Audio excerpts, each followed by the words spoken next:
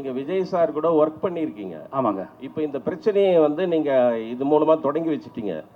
Social மீடியாவில் ரொம்ப வந்து கீழ்த்தரமா வந்து அவங்க பண்ணிட்டு இருக்காங்க. சரிங்க. கமெண்ட் போட்டுட்டு இருக்காங்க.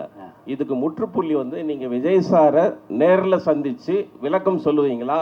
நீங்க பேசினாக்கா அவர் பேசுவாரா? அதாவது சார், அவர் எப்போ கூப்பிட்டாலும் சரி நான் போக தயார். எனக்கு ஒன்றும் பிரச்சனை இல்லை. என் சைட்லேருந்து நான் அவருக்கு ஃபோன் பண்ண முடியாது. நான் அவர் பயங்கர பிஸியான அலுவலில் இருக்கார்.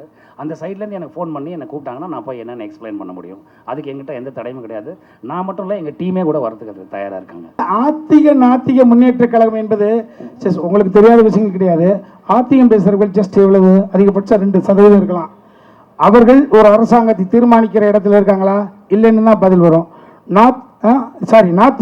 நாத்திகம் பேசுகிறவர்கள் ஆல்மோஸ்ட் 2% தான் இருப்பாங்க. அதை அவர்களே ஒத்துக்குவாங்க. அவர்கள் ஒரு அரசாங்கத்தை தீர்மானிக்கக்கூடிய இடத்துல இருக்காங்களா? இல்லை. மீதி 98%.